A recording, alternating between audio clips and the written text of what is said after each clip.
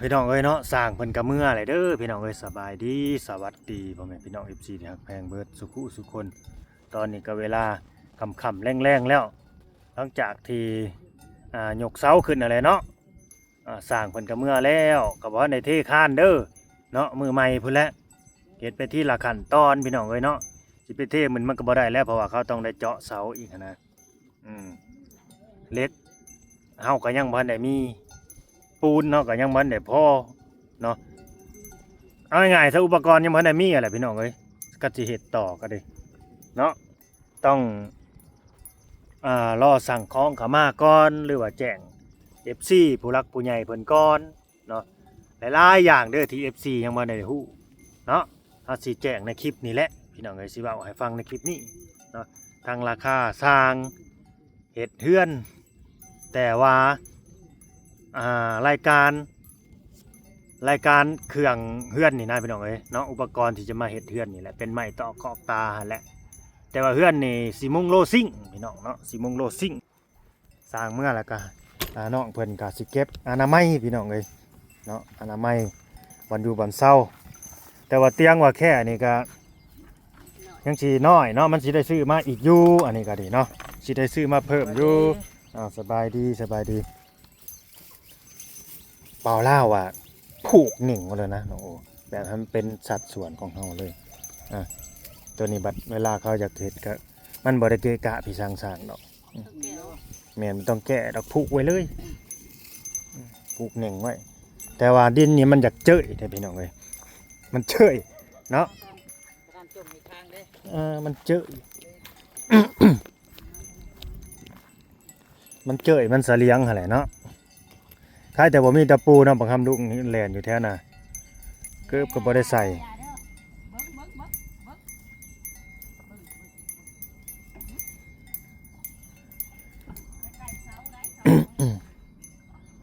ดินมันเจิดมันเจยไปในนี่แต่ว่ามันก็เยอะออกไปทางผลนะจริงๆมันก็10 คูณ 20คือกันแหละแต่นี่ไปฝึกก็20แต่หันมาหากับ10หันมานี่ก็20แบบนี้นะ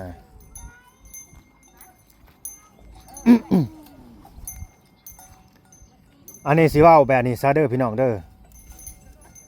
เฮาสิเว้าให้มันแจ้งในคลิปนี่ซะเนาะราคาสร้างนี่เนาะถ้าเกิดว่าผู้รักผู้ใหญ่ใจดีใจบุญเด้อเบิดสุขุสุคนพ่อแม่พี่น้อง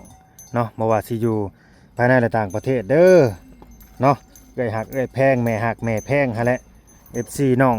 โอเพิ่นที่ว่าเห็นความขยันหมั่นเพียรของน้องเพิ่นเนาะอ่าอยากได้อยากมีหั่นแหละอยากช่วยเหลือหรือว่าสมทบเนาะสมทบอันนี้สิแจ้งค่าสร้างก่อน ค่าสร้างก่อนเด้อพี่น้องเด้อค่าสร้างนี่เพิ่นเอิ้นมาอ่าอยู่ที่เท่าไรน้องโอฮู้บ่ฮู้เลยที่ค่าสร้างมาพี่ก็จะฮู้ค่าสร้างมาพี่ก่อนสิบอกนี่สิเจ้าว่าสิฮู้ซ่าไปผู้จักฮู้อื้อไปผู้จักได้ยินค่าสร้างอ่าค่าสร้างนี่50,000บาทได้บ่แม่น50,000กีบเด้ค่าสร้างนี่50,000พี่น้องเอ้ยแต่ว่า50,000นี่มันแนวนี้พี่น้องเอ้ยอ่าคือเฮาจ้างขาด50,000นี่เด้อจ้างขาดจังไดเพราะเฮาบ่ได้อ่าดูแลเรื่องกับข้าวกับน้ำเขาเนาะและก็งานนี่เด้อเกี่ยวกับงานเด้อระบบงานนี่คือราคา50,000นี่อ่าขออนุญาตเด้อพี่น้องเด้อให้ว่าตรงๆซะคือล้างตีนขึ้นอยู่นะพี่น้องเอ้ยราคา50,000นี่คือล้างตีนขึ้นอยู่เม็ดเซ็ตเนาะอ่าตั้งเสาเทคานอยู่โค้งมงหลังคาและก็ทาสีเพื่อนนี่ก็ทาสีใหม่แบบเพื่อนน้องแต่แหละทาสีใหม่แปดนี่ทาเนาะแปดแอมทาอ่ายกเว้นแป้นปูบ่ได้ทาแป้นปูนี่กบเนาะแต่ว่าไม้ก็กบเบิดนั่นแหละประมาณนั้นพี่น้องเอ้ยเนาะแล้วก็เพื่อนนี่ก็ขนาดเพื่อนนี่6 คูณ 76 คูณ 7 50,000และทั้งผู้ใหญ่ใจะดีเนาะ เพิ่นก็ต่อรองแบบคอหั่นนะขอว่าให้สร้างเพิ่นลดลงได้อีกบ่แล้วก็ขอใน50,000นี่เพิ่นขอจังซี่พี่น้องเอ้ยถ้าว่าเฮ็ดหัวเนาะเฮ็ดหัวแบบลวดน้ำตะหน่างแบบของน้องแต่หั่นแหละเฮ็ดหัวอ้อมดินไว้นี่ซื่อๆนี่เฮ็ดไปอ้อมข้างหน้าเนาะเฮ็ดไปฮอดข้างหน้านี่สร้างเพิ่นจะขอนํอีก 2,000 ว่าซั่นเนาะเป็น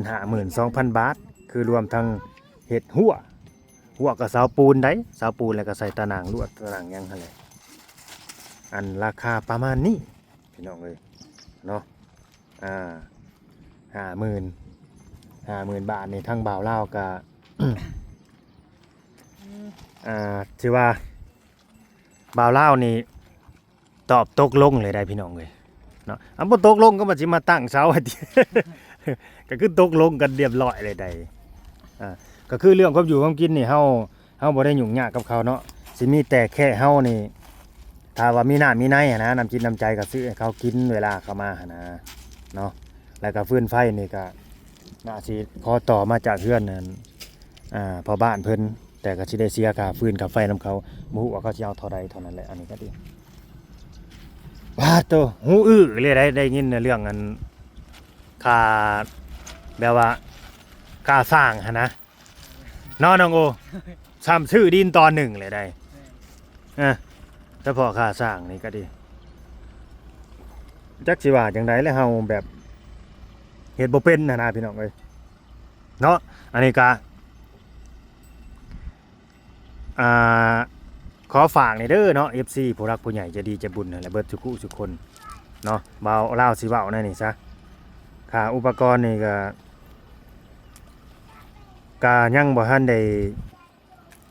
มีได้พี่น้องเอ้ยเนาะเงินซื้ออุปกรณ์ต่อไปหั่นน่ะเป็นเครื่องเฮือนนะแต่ว่าตอนนี้ที่ว่าบ่าวลาวซื้อเข้ามานะที่ว่าครบที่ว่าได้นะก็คือเสานี่แหละเนาะเสาแล้วก็เสาต่อนะคือเสาใหม่แหละตัวสิมาต่อนี่ก็ได้แล้วตัวน่ะเนาะก็เหลือแต่พวกเครื่องเป็นแป้นเป็นไม้เส้นไม้บีซังนั่นแหละแป้นแอมแล้วก็โลซิ่งนะแต่โลซิ่งนี่ยังบ่ฮู้เด้อว่าสิใส่จักแผ่นว่าสิใส่จักแผ่นยังบ่ฮู้โลซิ่งนี่เนาะสบายดีโลซิ่งนี่ยังบ่ฮู้ว่าสิใส่จักแผ่นตัวนี้เนาะอันนี้ก็ดีกาบัตรถ้าเบิ่งบัตรสร้างเพิ่นแบบขึ้นโค้งพุ่นแหละเป็นเอาไว้จังสิฮู้เพิ่นจังสิว่าแทกให้เนาะว่าสิใช้ประมาณจักแผ่นหยังประมาณนี้นะเนาะแต่ว่าของพวกนี้นะเพิ่นให้เก็บให้เมียนให้บ่อันน่ะตัวนี้นะเอาหยัดใส่พื้นเตียงนี่ก็ได้นั่นกะละมังปูนน่ะเพื่อว่าบ่ให้มันตากแดดนี่ทั้งอันนี้น้องก็เอาขึ้นตั้งอันนี้ไว้หรือเอาขึ้นไปเก็บข้างในผู้ก็ได้เนาะขวดแม่นตุ้งน้ำนี่เก็บไว้ได้ไว้หายไว้หยังเด้กระจงกระยาเฮาก็เก็บให้มันเป็นระเบียบเรียบร้อยบ่ให้เฮ็ดกระจุยกระจายไว้ได้เนาะบ่เอาได้ตัวนี้เฮาต้องให้ละเอียดตัวนี้เนาะให้มันเสมอต้นเสมอปลายเด้อก็ตามนั่นแหละพี่น้องเอ้ยแต่ว่าเรื่องค่าสร้างนี่เด้อก็ยังคืออย่างที่ว่าในคลิปนั่นแหละแต่ว่าเรื่องในงบประมาณที่ซื้ออุปกรณ์เครื่องเฮือนอีหยังนี่ทางบ่าวลาวก็สิหลังจากที่ถามสร้างเพิ่น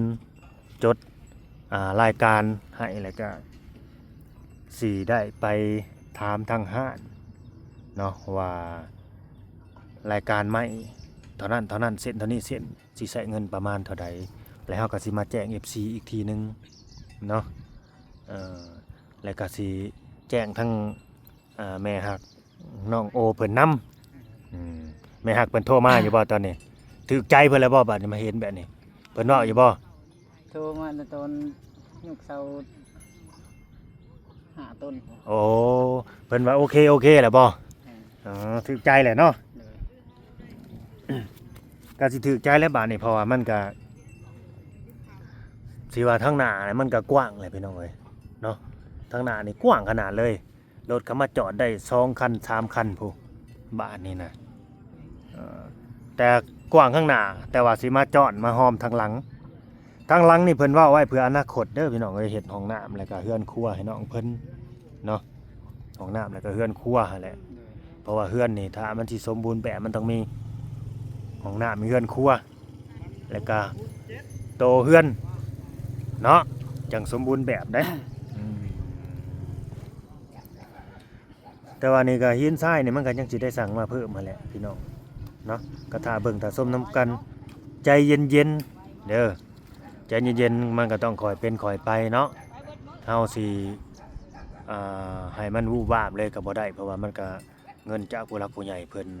เพื่อเพิ่นสิซอยเข้ามาแต่ละคนมันก็มันบ่ง่ายนะพี่น้องเอ้ยเนาะบางคนเพิ่นก็ต่างคนต่างมีภาระนะอันนี้ก็เข้าใจเนาะส่วนว่าทั้งบอกว่าออกไปก่อนอันนี้ก็นี่เนาะสิบอกว่าออกไปก่อนเด้อพี่น้องเอ้ยต่อไปนี่ว่าลาวสิบ่ได้มีหยังมาซื้อไผ่เลยเด้บ่ได้มีมาซื้อไผ่ได้บาดมีแต่ข่อยเป็นข่อยไปเด้ข่อยเป็นข่อยไปแล้วแม่นสิว่าเอ้ยมื้ออื่นเอาสั่งไม้ก็มาบึมบัมมื้อต่อไปสั่งสังกะสีหรือว่าโลซิงก็มาเนี่ยบ่แม่นนั่นน่ะได้บาทนี่ต้องข่อยเป็นข่อยไปเด้เพราะว่าเงินงบเฮาเบิด บ่ต้องตกใจเด้อน้องอ้อยคันบ่ต้องตกใจดอกเพราะว่าโตน้องน่ะถ้าว่าขยันเป็นคนดีแบบเสมอต้นเสมอปลายน่ะผู้ใหญ่เพิ่นพร้อมสิซัพพอร์ตพร้อมสิซอยอยู่แล้วพร้อมสิซอยอยู่แล้ว แต่ก็ให้ขยันตลอดนะเนาะเป็นคนแบบว่าเสมอต้นเสมอปลายแหละพี่น้องเอ้ยเนาะรู้จักเฮ็ดรู้จักหาแบบตัวใดที่เฮาเฮ็ดได้เฮาจับได้เฮาก็ซอยเพิ่นหั่นนะคือสร้างนี่แหละมันก็คนกินแห้งนี่มันบ่ตายดอกเอาง่ายๆซะคนกินแห้งกันนี่มันบ่ตายพี่น้องเอ้ยคันว่าผีกินเหือกินแห้งห้วยบ่หึงกันแนวนั้นน่ะแม่นบ่บ่ต้องย้านคนกินแห้งว่าเฮาสิตายเฮาเมื่อยแล้วสิตายสิใจขาดน่ะบ่จำไว้โลดพี่น้องเอ้ยคำว่าคนกินแห้งกันนี่บ่ตายแต่ว่าผีกินเหือกินแห้งนี่ห้วยนับมื้อโลดแล้วน่ะเนาะ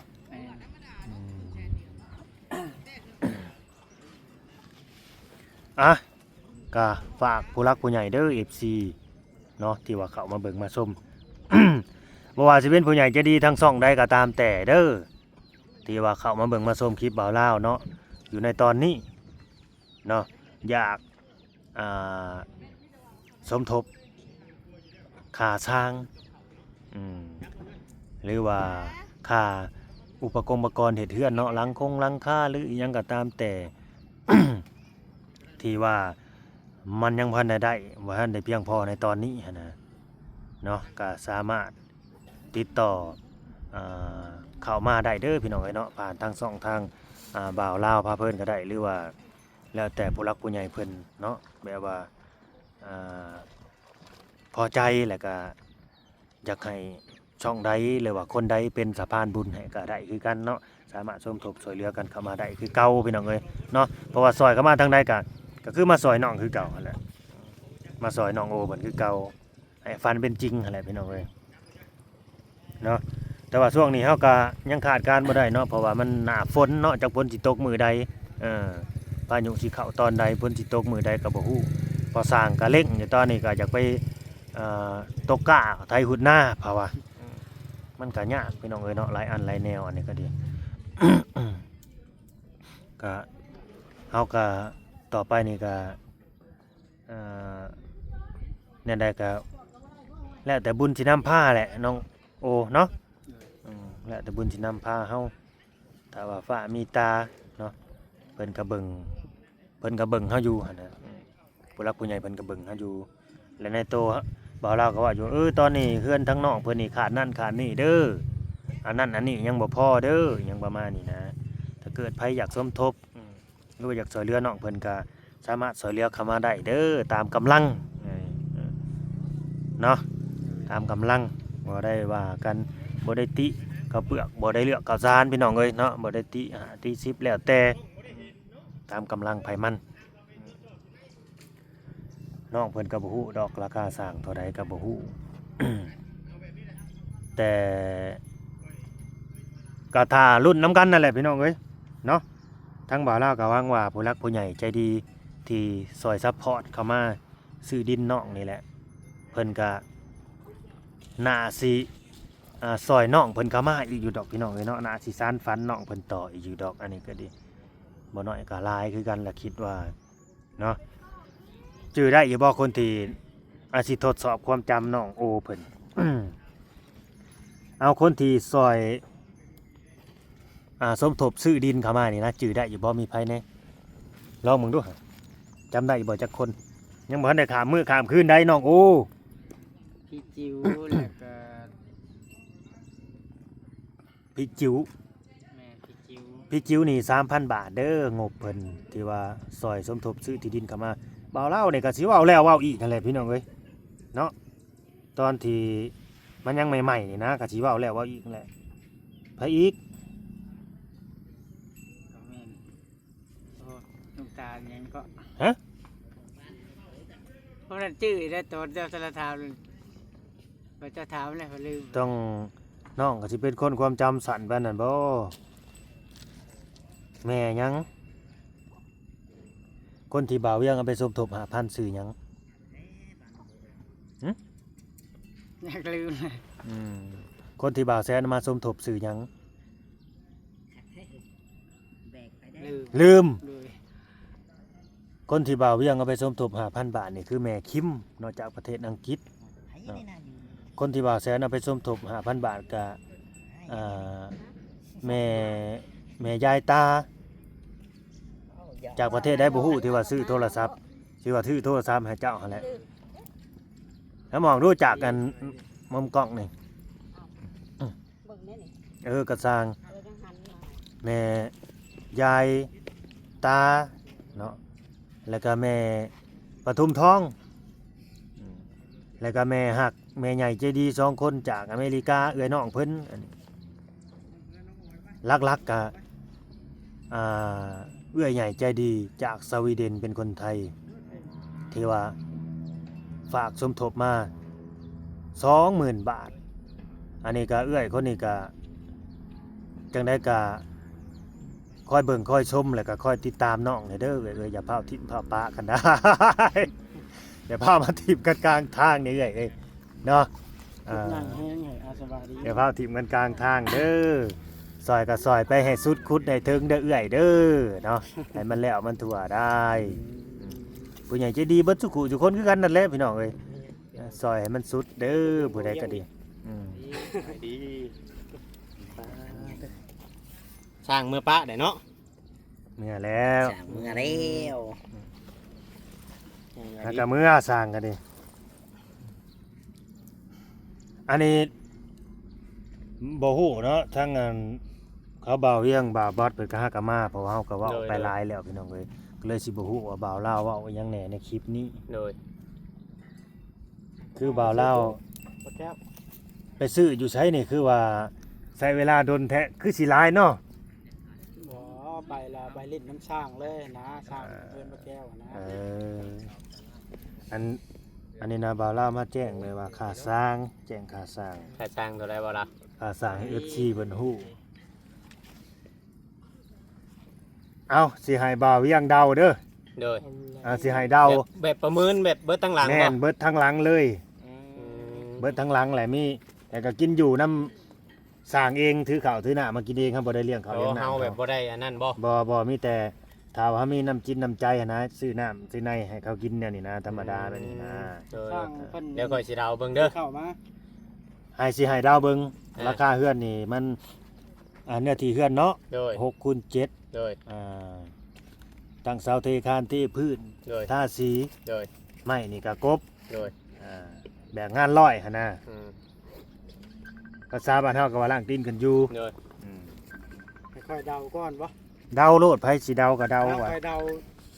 2คำ เจอกันค่อยกันครับโทรศัพท์เลย กะล่างบ่ได้ก็บ่ได้ไล่ตัวนั้นเนาะ บ่ โอ้ มีแต่เทพื้น ค่อยที่เดาเป็นเงินบาทนี่ประมาณ 50,000 50,000 50,000คนแรก เออ ค่าช่างได้ ค่าสร้าง นี่เป็นเงินไทยสำหรับค่อยเดา บาดเด้อ พาเชื้อราบ่ บ่ผาแป้นผาไม้ผาไม้ 30,000ไปนะ ฮะ 30,000 30,000 เด้อคอยสิเราเด้อ แปด30,000เนาะ 65,000 บ่าวเวียง60,000 แล้วเบิดแล้วว่าล่างตีนขึ้นอยู่แล้วว่า แม่น อ่า บ่จ่อยได้จ้ะ ล่างตีนขึ้นอยู่เด้ 70,000เชีย บาดเด้อจ้อย เนื้อหมูเห็นว่า แม่น ลูกพี่หมูกันเนาะ ก็จ่อย70,000 ประมาณ65,000เอายัง ประ เรา มาณ50,000ปลายๆนี่แหละค่อยว่า มันราคามันก็สูสีนั่นแหละแต่ละคนเว้ากันนี่พี่น้องเอ้ย โดย เพราะว่าคู่มือนี่ยังมันก็แพงหั้นนะ อืม เนาะแล้วก็อีกอย่างเฮาก็บ่ได้มาหาปิดชอบ บ่มีคนถือบ่นี่ ถืออยู่นะ มีคนถือคนหนึง เออ นี่ถือผู้หนึ่งสงสัยน่าสิฮู้มาแล้วแหละผู้ถือนี่ก็ดีจังเดาว่าเป๊ะขนาดนั้น บอก เอ้ย เออไปเด้บ่ อันนี้ก็ เห็นบ่จอยได้เบิ่ง FC เด้อผู้รักผู้ใหญ่เนาะทุกๆช่องนั่นแหละ โดย เนาะถ้าเกิดว่า FC หรือว่าผู้ใหญ่ใจะดีท่านใดเนาะอยากสมทบค่าสร้างก็มานี่เด้อสามารถติดต่อกับทีมงาน YouTube ช่องนั่นก็มาได้เลยก็ได้เด้อค่าสร้าง 50,000 บาท บ่าวบ่ถือ ตอนนี้ยังบ่มีจักกีบจักบาทได้เบาเอียง อื เอา ม แล้ว ค่าสร้างน่ะคือมาแจ้งเพิ่นสิซื้อ เนาะ ก็มีแต่สิแบบว่าเปิดสมทบอะนะแบบว่าก็คือเอาเฮ็ดสมทบซื้อดินนั่นแล้ว แบบเดียวกันนั่นแล้วนักเนาะเบาเอียงเนาะนักได้มันเริ่มจากศูนย์เลยเด้ แม่นไหม เพื่อสิจบเพื่อสิอ่าจุบค่าสร้างอะนะพี่น้องเอ้ยเพื่อสิพ่ออีก โดย สรุปอัน ว่าแล้ว ค่า บ่ ส ได้ ร้าง เด้ นี่ยังแบบว่าบ่ทันมีบ่หรือ ยังบ่ทันมียังบ่ทันได้มีได้อย่ามาว่าบ่าวลาวจวดจาดคือเก่าบ่ได้เด้อบาดนี่ แล้ว อ่า แล้ว ถ้า แล้วเฮ็ดให้ เนาะ สร้างเพิ่นสิมาเฮ็ดสบายน่ะ เอาก็เฮ็ดไปอะแล้วถ้ามีหยังก็เฮ็ดไปทีละขั้นตอนนั่นแหละถ้ามีไม้ในใดก็เฮ็ดไปอันนะแต่ว่าค่าสร้างนะก็มันบ่มีบ่ได้มันก็สิค่าคอบ่าวลาวตี นั่นแหละจังว่า อ่า ก็ ผู้หาปากเด้ซะ ถ้าค่อยเป็นช่างค่อยก็บ่อยากเฮ็ดคือกันได้อันนี้เว้าตรงๆได้เนาะเฮ็ดไปแล้วค่าช่างยังบ่ทันฮู้เด้ว่าอยู่น้ำไผบัดนี้ บ่มันก็ต้องมี ผู้ ฮะ ใหญ่เพิ่นก็ ต้องมี เต รับ รีย ป ม ระ ไว้ กัน รับผิดชอบอยู่แล้วนะแต่ว่าเพราะว่าเพิ่นเฮ็ดหลายอย่างเนาะ แม่ก็ต้องมีรับประกันแน่หั่นนะ เป็น ก็คือ หลายอย่าง ซอยๆกันหั่นนะแบบนี้หั่นนะกันว่าผู้เดียวเนี่ยมันก็สิหนักหั่นนะพี่น้องเอ้ยว่าวันมึงดูอันน้องโอจนหนาใจไปเลย เงินบ่แม่นอันนั้นค่อยเว้าอันสำหรับช่างหั่นนะ บ่บ่นั่นบ่ แม่น บออันนี้นะค่าสร้างนี่มันก็น่าสิได้ดอกพี่น้องเอ้ย เพิ่นบ่นั่น น่าสิได้ดอกค่าสร้างนะ เพิ่นก็รับประกันเนาะ ค่าสร้างนะ มือเฮ็ดปานนี้แหละเพิ่นบ่ให้นั่นบ่ต้องแต่ว่าเพราะว่าเพิ่นน่ะเฮ็ดหลายอย่างบอกง่ายๆซะ แม่น ค่าไม้ค่านั่นค่านี่มันการเฮ็ดเทือนเห็นเนาะ แม่น ไผๆก็ฮู้อยู่แล้ว ผู้เดียวมันก็สิหนักแน่ แม่น เอาซอยๆกันคนละไม้ละมือนะความหมายของเพิ่นเนาะ ๆแม่น ซอยกัน ว่ามันหลายอย่าง 50 มันยังหลายอย่างเด้มีน้ำมีห้องน้ำห้องในเด้มันบ่ได้เบิดตัวนี้เด้ทำได้เฮ็ดเด้ แม่น มีครบทุกอย่าง แม่นก็มีนั่นมีหัวมีหยังอีกบานนี้ ยาวแท้เนาะ แนว ยาวไปอีกหอนหัวหอนห้าวอีกบ้านหนึง มันต้องมีหัวได้เหือนเนาะเพราะว่าที่ดินภายดินยังเลือกปลูกหันปลูกนี่ได้ซะ แม่น แม่นก็บ่ได้อีก อันนี้ก็หัวก็มีคือกันถ้าว่ามีคนแบบว่าผู้ใหญ่เพิ่นอยากสมทบเฮ็ดหัวให้น้องแบบว่าเป็นขั้นเป็นตอนน่ะนะทั้งสร้างเพิ่นก็ว่าขอนำ2,000ว่าซั่นขอค่าน้ำนะพี่น้องเอ้ยคืออย่างที่เว้าที่แรกอย่ามาเฮ็ดหัวให้ได้หัวปูนแบบเพื่อนน้องแต่นะเสาปูนแล้วก็ใส่ตะนาง อ๋อ นะ เสาปูนใส่ตะนาง ขอเพื่อนนั่นนี่ขอค่าน้ำค่าในนำ2,000เพิ่นว่าแบบนี้นะ อันนี้คือทั้งแม่หักเพิ่นเนาะแม่หักน้องมันโอ้นี่แหละให้เบาเล่าแบบขอลองเสิร์ฟเบิ่งหั้นนะแต่ก็บ่แน่คือกันเนาะอันนี้ก็ดี โดย หรือบางที เอ้า แม่หักเพิ่นสิจวดจาดก็มี อื เฮาก็ยังเว้าไปก่อนบ่ได้พี่น้องเอ้ยเนาะ ลุงนายบ้านมาอีกแล้วสบายดีเด้อไปนะ ถามน้องเพิ่นต่อก็ได้ เลย เนาะบ่าวลาวก็สิได้จบคลิปไว้ซำนี้แหละเพราะว่ามันเว้าไปโดนได้เข้าไปครึ่งชั่วโมงเลยนี่เนาะถ้ามีแนวใดเพิ่มเติมก็ถามน้องเพิ่นสิแจ้งข่าวดี มีแต่ว่าถ้าว่ามีผู้รักผู้ใหญ่หรือว่าหลายๆท่านอยากจะ แม่ ชมทบเดี๋ยวเฮาก็ปรึกษากันคือเก่าหั่นแหละ แม่น ก็ต้องได้ถามกันคือเก่าหั่นแหละพี่น้องเอ้ยเนาะ โดย ว่าการเฮ็ดให้เฮ็ดนี่ แม่น มีทีมงานนี่ก็ถามกันอยู่แล้วพี่น้อง โอเคเนาะบ่าวลาวขอโตวเด้อบาดนี้สิได้มื้อได้เนาะสิได้มื้อได้อ้าวๆสบายดีโดยสบายดีได้สิมื้อปลาได้บาดนี้ บ่ได้อยู่นํกันจักดี เนาะอ่า